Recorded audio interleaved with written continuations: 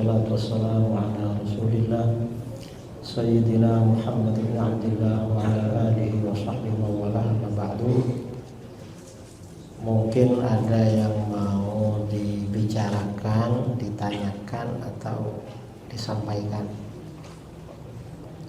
Bisa langsung, bisa tertulis. Kalau suaranya keras gak usah pakai mic. Kalau pelan mau dikasih mic.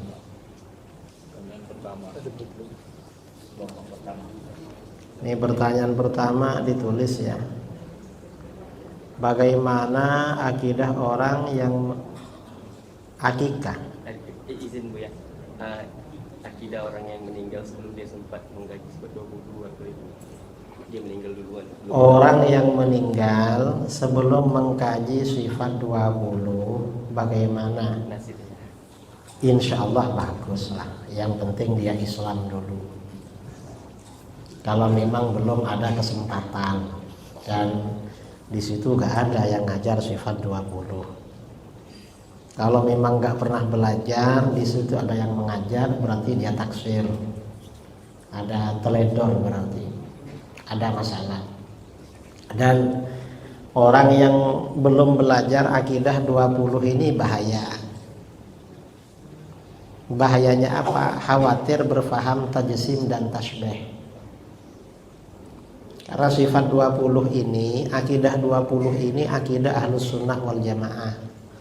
Saya menulis buku berjudul Akidah Ahlus Sunnah wal Jamaah, penjelasan sifat 50, diterbitkan oleh YTWU Pekanbaru.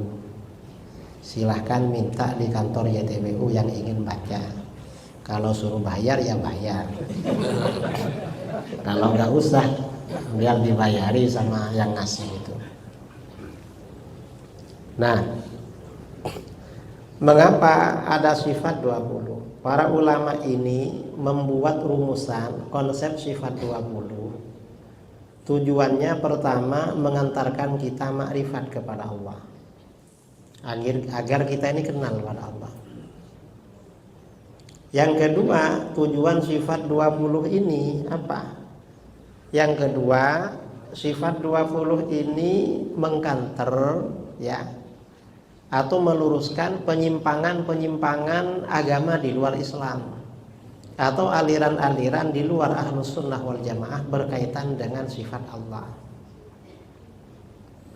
Ketiga, sifat 20 ini jawaban terhadap soal-soal yang mendasar tentang Allah. Kita kalau berkenalan dengan orang, pertanyaannya biasanya dasar-dasar. Siapa namamu? Dari mana asalmu? Tinggal di mana sekarang? Umur berapa sekarang? Berapa anaknya? Kerja apa? Kan begitu. Sifat 20 itu begitu. Apakah Allah ada? Jawabnya adalah wujud. Sejak kapan adanya Allah? Jawabnya qidam. Wujudnya Allah tanpa permulaan. Sampai kapan adanya Allah? Jawabnya adalah baqa. Allah maha kekal, maha abadi. Seperti apa Allah? Jawabnya adalah mukhalafatu lil hawaditsi. Allah tak serupa dengan apapun perkara yang baru. Ada di mana Allah? Jawabnya qiyamuhu bi nafsihi. Allah berdiri pada zatnya sendiri, tak perlu pada tempat, tak perlu pada yang menciptakan atau mengatur. Ada berapa Allah? Jawabnya adalah wahdani. Allah Maha Esa dan seterusnya. Itu sifat 20. Dan ini juga menjawab soal apa? Penyimpangan agama di luar Islam atau aliran di luar Ahlus Sunnah. Misalnya sifat wujud, ini untuk menjawab orang-orang yang nggak percaya Tuhan. Dalil-dalil sifat wujud. Apa dalil wujudnya Allah? Diterangkan dalilnya. Dalil wujudnya Allah adalah adanya alam. Kok bisa adanya alam menjadi dalil wujudnya Allah? Ya bisa. Karena alam ini perkara baru. Baru itu artinya asalnya tidak ada lalu ada. Setiap apa buktinya baru? Alam ini baru, buktinya selalu berubah. Bangunan rumah kita, masjid, ketika awal dibangun warnanya kan bagus, lama-lama semakin buram. Berarti kan berubah. kemudian apanya mulai pecah-pecah, kan begitu. Orang ketika baru lahir kecil, besar, kemudian setelah itu tua, keriput, mati. Nanti barang-barangnya jadi tanah. Itu namanya kan barang baru. Sesuatu yang berubah berarti baru. Setiap sesuatu yang baru berarti asalnya tidak ada lalu ada. Setiap sesuatu yang tidak ada lalu ada berarti ada yang menciptakan, dan itu adalah Allah. Kan itu dalil wujudnya Allah. Kalau ada yang bertanya, apa tidak mungkin yang menciptakan alam ini perkara baru juga? Gak mungkin. Mengapa gak mungkin? Perkara baru gak mampu menciptakan perkara baru. Kita ini punya anak gak menciptakan. Mengapa? Ya pokoknya coba-coba aja. Kadang jadi, kadang gak jadi. Ada ya orang ingin punya anak, nggak punya. Ada kiai tetangga saya kawin, karena nggak punya anak bertahun-tahun pisah. Lalu istrinya kawin lagi langsung hamil.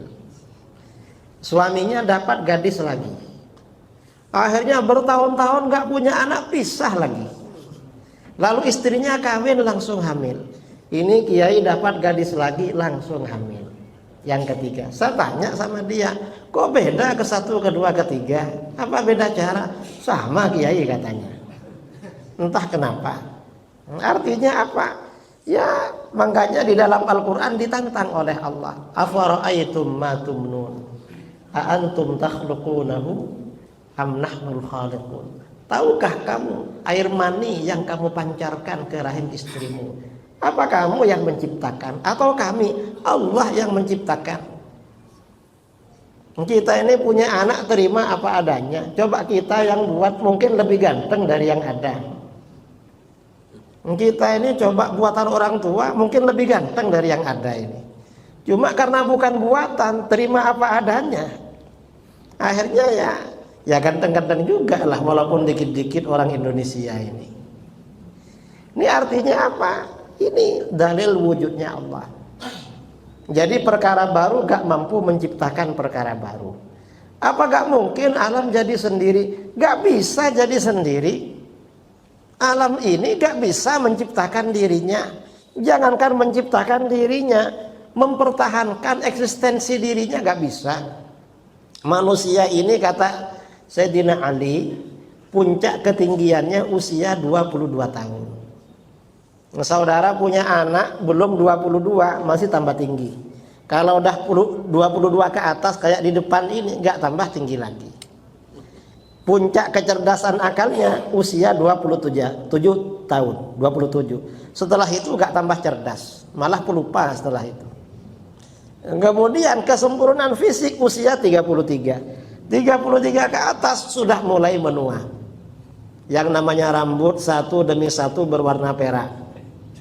Yang namanya gigi satu demi satu mulai patah-patah, lalu ompong. Yang namanya kulit sedikit demi sedikit mulai apa? Ya bangkrut. Itu dijaga biar gak berubah gak bisa, saudara. Artinya apa? Perkara baru menjaga dirinya gak mampu, apalagi menciptakan dirinya. Berarti bagaimana? Alam ini ada yang menciptakan. Dan yang menciptakan harus beda dengan alam, yaitu Allah. Ini kan dalil namanya.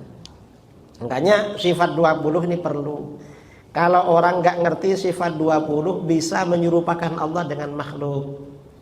Tahun 2018 kalau gak salah tuh 19, saya daurah buku Akidah 50 di Pahang selama 3 hari 3 malam. Selesai daurah, ada orang menemui saya usianya 50 tahun ke atas. Kiai, saya terima kasih ikut daurah. Kenapa? Saya dulu mengira Allah itu banyak matanya dan ada di mana-mana macam CCTV katanya.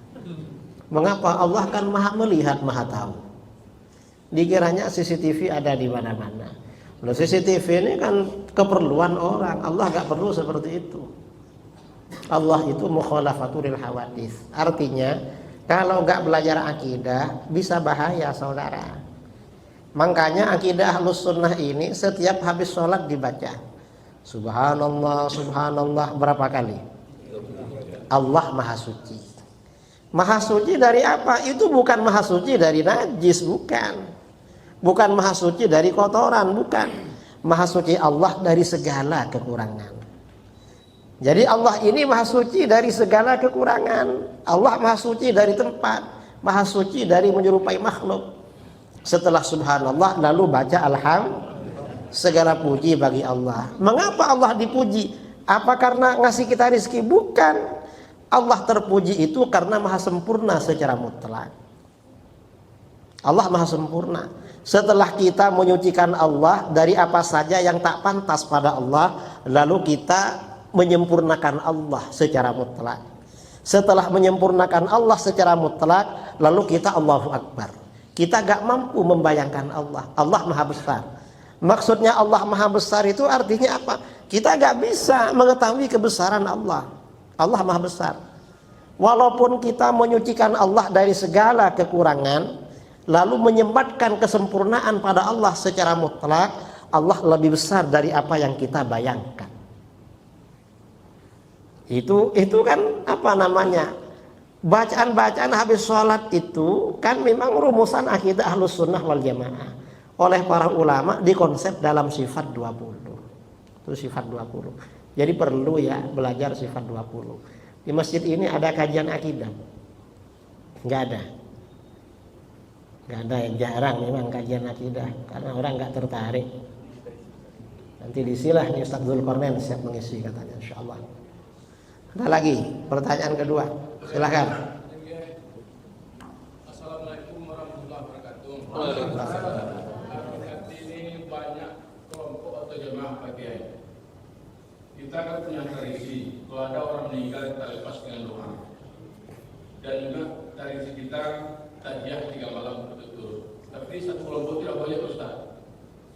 Jenazah tidak boleh didoakan. Dan tajiyah juga ditiadakan. Jadi kias mana beli komen pakai ini. Dan juga satu lagi, kita sudah nikah sudah boleh kumpul. Ini sudah nikah bisa kali Ustaz di tempat acaranya. Yang laki-laki beda, dengan pria sudah dengan perempuan juga beda. Jadi kias mana ini yang mungkin bingung sekali. Kumpul apa maksudnya? Bingungnya orang-orang intelek. Terima kasih. Assalamualaikum warahmatullahi wabarakatuh. Waalaikumsalam. Pertanyaan pertama ya. Orang mati itu kita ini dianjurkan mendoakan. Kapan? Sejak mati sampai mau dikubur, setelah dikubur, tiap waktu kita dianjurkan. Mendoakan orang mati dianjurkan terus saudara. Dianjurkan. Itu mendoakan orang mati. Imam Nawawi dalam Riyadhus Shalihin menulis bab berjudul Babud Du'a Anil Mayyit Was Sadaqati Anhu.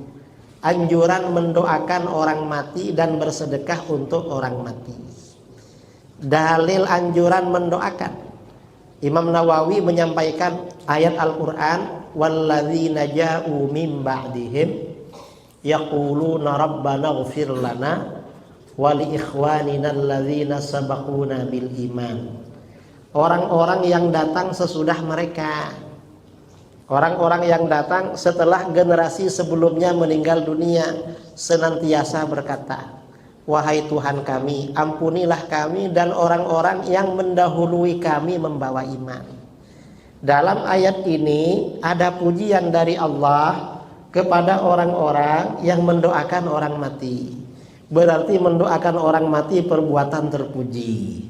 Berarti mendoakan orang mati dianjurkan oleh Allah. Yang membid'ahkan itu yang salah saudara. Wah Allah menganjurkan kok dia malah apa namanya? Dia malah tidak menganjurkan mendoakan orang mati. Lalu ada yang tanya, itu kan mendoakan.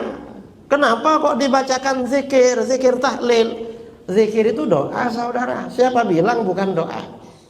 Di dalam hadis-hadis Bukhari, Muslim banyak yang menyebutkan kalau zikir itu doa. Dan kata para ulama, ada ulama ya yang menjadi panutan Wahabi. Syekh Ibnu Qayyim al-Jauziyah punya kitab berjudul Al-Wabilus Shayyib Minal Kalimit Thayyib. Kata beliau apa? zikir yang paling utama itu Al-Quran. Quran itu zikir. Lalu setelah itu zikir-zikir yang lain, baru kemudian doa. Jadi Allahumma itu kelasnya level 3. Level 2 itu yang wiritan itu. Orang baca wirid, baca zikir la ilaha illallah itu doa. Cuma doa yang lebih halus. Kalau minta langsung itu doa, cuma itu terang-terangan. Kita saja kalau diminta secara halus lebih senang dan ngasih biasanya. Kalau diminta secara vulgar kadang jengkel. Tiba-tiba ada orang datang, apa? Minta uangnya. Jengkel. Tapi kalau begitu datang berzikir, zikir itu kan memuji. Begitu jumpa dengan kita, apa? Kamu macam tambah ganteng sekarang. Loh kok gitu? Macam banyak uangnya. Kan minta uang sebenarnya ini. Cuma berzikir dulu. Akhirnya setelah minta mau gak ngasih juga. Dan gak jengkel begitu. Makanya kita ini ada tahlil ya, tahlil. Itu doa juga. Kemudian selain itu ada kenduri. Mengapa ada kenduri? Sedekah untuk orang mati. Malah kenduri itu kalau di Jawa 7 hari.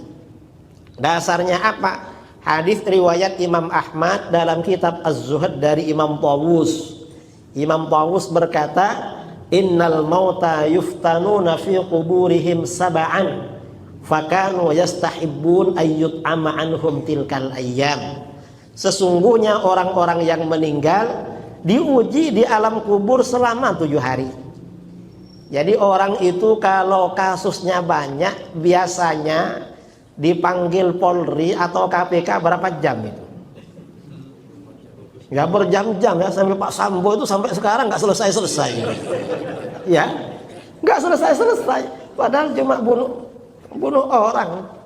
Entahlah apa tujuannya kok lama itu. Jadi orang mati ini diuji, diproses ya, menghadapi apa penyidikannya. Oleh malaikat Mungkar Nakir 7 hari 7 malam. Mengapa 7 hari? Sejak kita balik sampai mati yang ditanya. Sejak kita balik. Karena ujian alam kubur 7 hari, fakanu yastahibbun ayyut'am anhum tilkal ayyam. Para sahabat menganjurkan sedekah makan untuk orang mati selama 7 hari. Sebenarnya 7 hari. Yang lama itu sedekah mati di Lombok. Kalau orang-orang Lombok di Nusa Tenggara Barat 9 hari. Kalau di Indonesia rata-rata 7 hari. Biasanya 3 hari, hari ke-5, hari ke-7 kan begitu. Tapi banyak 7 hari. Itu bukan dalil qiyas memang. Memang itu dalil sunnah, dalil Al-Quran dan sunnah. Sangat dianjurkan itu. Tahlil dan kenduri. Kemudian kalau ada walimah, mengapa pria dan wanita itu tempatnya terpisah? Ya memang, ada batasnya.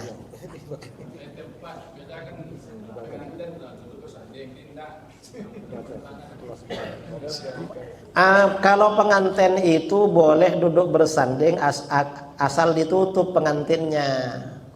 Wajahnya ditutup pakai cadar tuh gak apa-apa. Kalau pengantinnya cantik, lalu laki-laki melihat semua, suka semua yang lihat itu, akhirnya haram. Bagusnya memang begitu. Kalau pengantin-pengantin itu bukan dipajang, dipertontonkan ke semuanya. Nah, biasanya di dalam lah. Kalau mau menonton yang mahram-mahram aja, yang mahram bagi perempuan. Mestinya begitu, yang betul secara Islami. Di negeri kita ini acara-acara Islami itu banyak yang tidak Islami. Artinya gak sesuai. Kalau diukur dengan kias itu malah haram. Contoh ya, ini contoh aja ya. Beberapa waktu yang lalu ada jamaah saya tanya, Pak Kiai, gimana hukumnya orang perempuan tadarus Al-Quran pakai pengeras? Kalau dia tadarus Al-Quran khusus perempuan, lalu yang mendengarkan pengeras perempuan juga gak apa-apa. Tapi kalau yang mendengarkan pengerasnya ini juga laki-laki, Sebagian ulama kita mengatakan haram, sebagian mengatakan makruh. Itu kalau lokasinya apa? Tadarusnya sesama perempuan. Tapi kalau misalnya ada tabligh akbar di lapangan, maulid atau apa, atau MTQ, qoriahnya perempuan. Kalau qoriahnya itu hanya suaranya aja yang kedengaran, orangnya agak kelihatan, sebagian ulama, Imam Al-Khatib mengatakan haram, Imam Ar-Ramli mengatakan makruh. Tapi kalau qoriahnya yang tampil ke depan, lalu jamaah yang menonton laki-laki juga, itu yang laki-laki yang direnungkan bukan bacaannya kadang-kadang. Ya mungkin ini cantik orangnya ini. Karena qori itu rata-rata agak lumayan memang. Karena kalau bacaannya bagus, tambah cantik itu. Tambah nilai bagi laki-laki. Makanya haram. Artinya apa? Di negeri kita ini yang haram-haram banyak. Ya termasuk acara MTQ. Yang dijuri perempuan. Jurinya laki perempuan. Ya haram itu. Mestinya kalau perempuan ya perempuan juga lah jurinya. Kadang lomba voli. Ya. Lomba voli perempuan. Jurinya laki-laki. Ya haram juga itu. Karena jurinya senang menjadi juri, walaupun nggak dibayar mungkin sukarela itu. Karena ini urusan halal haram ya. Jadi begitu. Yang penanya ketiga, penanya terakhir.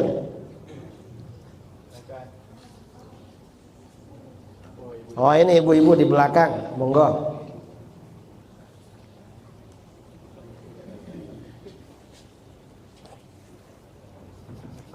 Assalamualaikum warahmatullahi wabarakatuh. Waalaikumsalam. Saya mau bertanya, Kiai. Dulu tuh saya ini karena kita menyangkut masalah salafi tadi ya, Kiai ya. Jadi waktu itu saya punya teman itu saya sering ke kajian-kajian bareng gitu, Kiai. Setelah menikah, dia menikah dengan dengan orang salafi.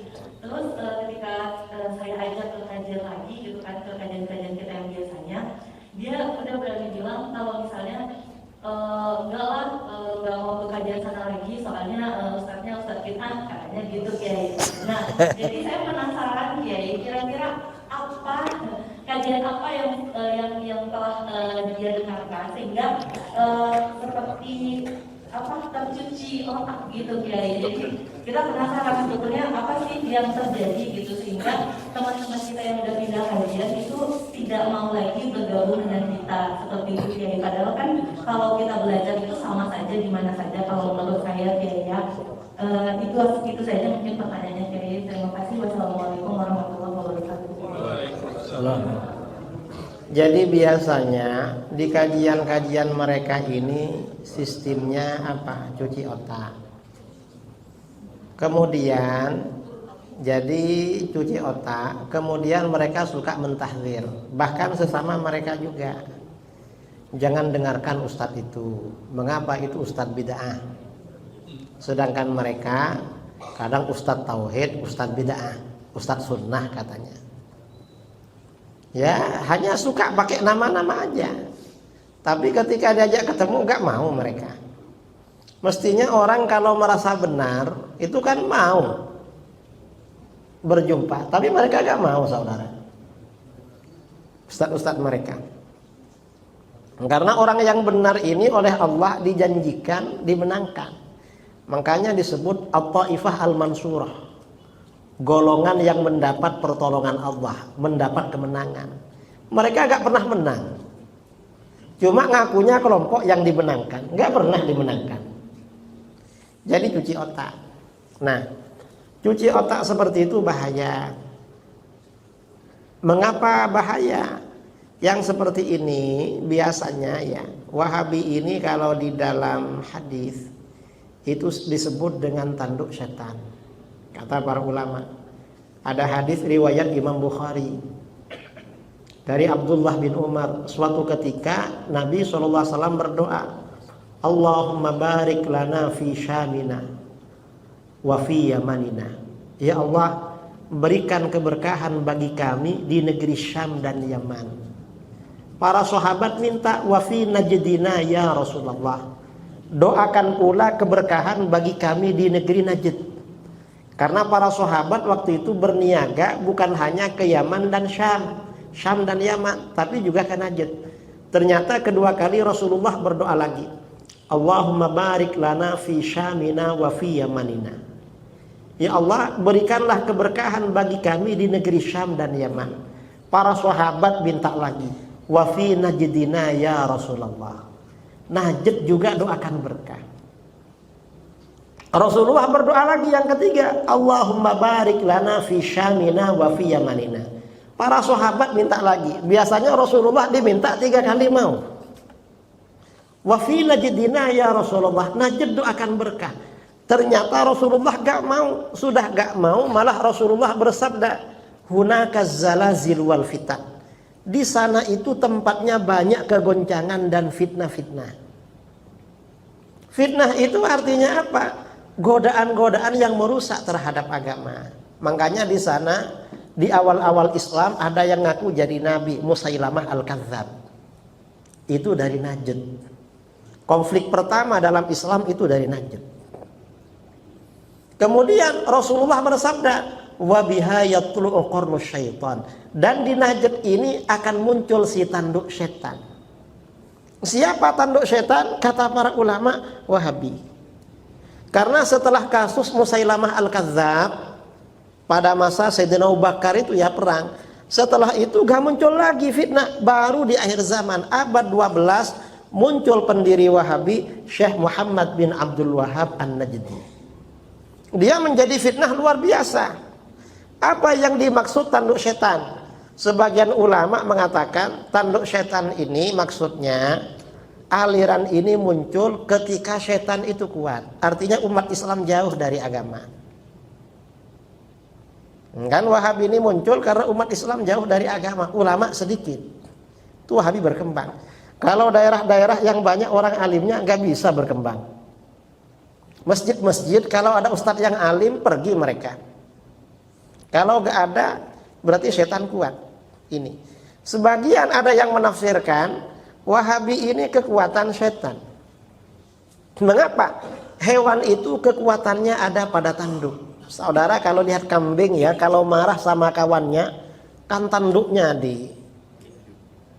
didorongkan ya, dihadapkan. Nah, setan ini gak kuat, kekuatannya pada tanduk. Contohnya gimana? Habis sholat kita mau zikir. Kata setan, gak usah zikir lah, ayo turun main HP. Tetap aja zikir, karena imamnya zikirnya nyaring. Mau turun, kanan kiri gak ada yang turun, ya gak turun. Datang Wahabi. Apa kata Wahabi? Jangan zikir habis sholat nyaring-nyaring. Kenapa? Itu bid'ah, haram. Pergi dia kena tanduk itu. Langsung kena tanduk sama setan, langsung melompat keluar habis sholat itu. Artinya lebih kuat saudara dari setan. Ini contoh ya, sholat malam, sholat tarawih. Kata setan, gak usah sholat malam lah, tidur aja. Begitu bangun sholat jangan banyak-banyak, dikit aja. Tetap aja banyak sholatnya, datang Wahabi. Apa kata Wahabi? Sholat malam paling banyak 11, sholat tarawih paling banyak 11. Lebih dari itu bid'ah dan haram. Akhirnya 11. Gak berani. Padahal para sahabat tarawihnya 23. Kena tanduk setan jadi 11 saudara. Sudah 11 merasa lebih baik dari yang 23. Sombong lagi padahal 11. Para sahabat 23 dibid'ahkan para sahabat. Kena tanduk setan. Ini contoh ya, membunuh orang. Kalau orang benci sama orang, bunuh kata setan. Gak berani. Akhirnya apa? Datang Wahabi, itu syirik, itu kafir, bunuhlah. Kamu jihad dapat pahala. Dibom sama Wahabi. Mereka merasa dapat pahala. Nah, Wahabi ini propagandanya kembali pada Quran, itu hanya propaganda. Terakhir ya, dan sudah disinggung oleh Rasulullah SAW. Hadis riwayat Ibnu Hibban, hadisnya sahih dari Hudzaifah bin Al-Yaman. Rasulullah SAW bersabda, innama atakhawwafu alaikum rajulun qara'al Qur'an Sesungguhnya sesuatu yang aku khawatirkan pada kamu seorang laki-laki yang baca Quran. Baca Quran ini bagus, dianjurkan, tapi ini Rasulullah kok khawatir, berarti ada masalah ini. Masalahnya di mana? Hatta idza ru'iyat bahjatuhu alaih, hingga ketika orang itu kelihatan indah karena Al-Quran. Kalau baca Quran jadi imam, suaranya merdu mendayu-dayu, Masya Allah. Setelah indah karena Al-Quran, wasara ridaan lil Islam, dan dia menjadi penolong Islam. Ke penolong Islam, ngajak orang ke masjid, buka tahsinul Quran, ya, rumah tahfidz segala macam. Setelah begitu, ghayyarahu ila masya Allah, dia merubah ajaran Al-Quran pada apa yang Allah kehendaki. Setelah merubah, fansalakha minhu, dia melepaskan dirinya dari ajaran Al-Quran. Wa nabadhahu wara'a dhahri, Al-Quran dia lempar jauh-jauh ke belakang. Fasa'a ila jarihi bisayf, lalu dia menyerang tetangganya dengan pedang. Waramahu bisyirki, dan menuduh tetangganya syirik. Para sahabat bertanya, ya Nabi Allah, ayyuhuma aula bisyirki ar-rami amil marmi. Hai Nabi Allah, siapa dari keduanya yang lebih berhak dianggap syirik? Yang menuduh syirik atau yang dituduh syirik? Rasulullah menjawab, balir rami, justru yang menuduh syirik yang lebih berhak syirik. Yang menuduh syirik. Dalam hadis ini ada orang bacaan Qur'annya bagus, indah karena Al-Quran, penolong Islam, orang banyak gabung pada dia. Akhirnya apa? Merubah ajaran Al-Quran pada apa yang Allah kehendaki. Kok merubah ajaran Al-Quran? Wahabi ini mensyirikkan orang, itu ayatnya dirubah, pengertiannya yang dirubah, saudara. Karenanya mereka menyerang tetangganya dengan pedang. Mengapa dituduh syirik? Kok dituduh syirik? Al-Quran disalahfahami. Ini contoh ya, Wahabi ini mensyirikkan orang tawassul. Alasannya apa? Kata mereka, orang-orang musyrik dulu ketika ditanya, mengapa kalian menyembah berhala? Itu kan batu-batu. Orang musyrik menjawab, ma na'buduhum illa liyuqarribuna ilallahi zulfa. Ayat Al-Quran. Kami tidak menyembah berhala, melainkan agar berhala-berhala itu mendekatkan kami kepada Allah sedekat-dekatnya. Nah, orang musyrik nyembah pada berhala biar dekat pada Allah. Itu sama dengan kamu yang bertawassul dengan nabi dan wali, kan biar dekat pada Allah. Orang musyrik kafir, kamu kafir juga berarti. Ini mereka. Dan ini salah, saudara. Mengapa? Dalam ayat di dalam Al-Quran, ketika Allah menceritakan jawaban orang musyrik, ma na'buduhum illa liyuqarribuna ilallahi zulfa. Kami tidak beribadah kepada berhala-berhala kecuali agar berhala itu mendekatkan kami pada Allah. Orang musyrik memang menyembah pada berhala, itu kafirnya. Sedangkan umat Islam yang bertawassul, bertabarruk, beristighatsah dengan nabi dan wali, itu ibadahnya bukan kepada makhluk, bukan kepada nabi dan wali, ibadahnya tetap kepada Allah. Para nabi dan wali hanya menjadi wasilah sesuai dengan firman Allah, ya ayyuhalladzina amanu taqullaha wabtaghu ilaihil wasilah. Artinya apa? Ketika mereka mengkafirkan orang, mensyirikkan, menyesatkan orang, ayat Al-Quran itu kalau dikaji dalam tafsir tidak seperti yang mereka pahami. Makanya mereka bunuh dengan pedang. Itu ketika mereka punya pedang. Kalau punya pistol, pakai pistol. ISIS dikasih bom oleh Israel dan Amerika. Orang Ahlus Sunnah dibom sama mereka. Bulan Agustus, saya acara di Bima, Nusa Tenggara Barat. Pas ceramah di pondok, kata kiainya di situ, Kiai, kami tiap malam Jumat baca maulid ya Nabi salam alaika. Kelompok sebelah anti maulid. Karena mereka anti maulid, alhamdulillah setiap malam Jumat kami dapat hadiah kiriman batu bata melayang dari sana. Ada batu batanya, alhamdulillah kami simpan. Habis itu saya ceramah, saya terangkan hadis ini. Beruntung tetangga saudara cuma punya batu bata. Coba mereka punya bom, kira-kira dilemparkan apa enggak ke sini? Dilemparkan, saudara. Mengapa? Dianggap ibadah membunuh saudaranya. Ini dalam Al-Quran ya, dalam Al-Quran. Jadi mereka tanduk setan. Dan ketika saya jelaskan, Wahabi tanduk setan, Wahabi kelabakan. Mengapa? Kata mereka yang dimaksud Najd dalam hadis itu bukan Najd tempat berdirinya Saudi. Apa? Negara Irak katanya. Loh kok negara Irak? Najd ya Najd tempat berdirinya Wahabi itu di situ. Karenanya muridnya Muhammad bin Abdul Wahab Ibnu Ghannam menulis kitab berjudul Tarikhun Najd.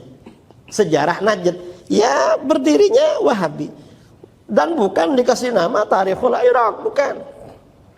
Bahkan ulama mereka Syekh Ibnu Taimiyah, ulama yang sekarang, yang kemarin meninggal Syekh bin Baz, mengatakan memang Najd ini tanduk setan. Padahal dia sebenarnya tanduk setannya Wahabi itu.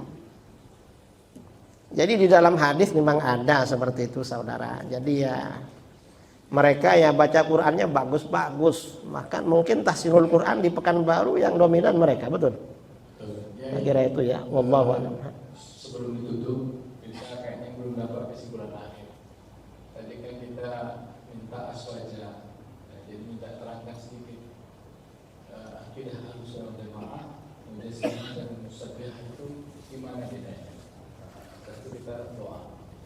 Mujassima, Musabbihah, tasbihnya, dan kita Ahlussunnah wal Jamaah. Biar nanti jamaahnya supaya bisa bedakan. Mesti belajar seperti itu. Terima kasih ya. Bedanya ya, Ahlus Sunnah wal Jamaah ini disebut dengan munazzihah.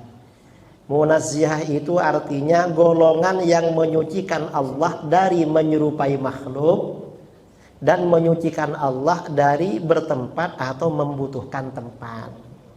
Itu sifat 20. Ini namanya Ahlus Sunnah wal, dan ini akidah mayoritas umat Islam. Wahabi itu disebut dengan musyabbihah.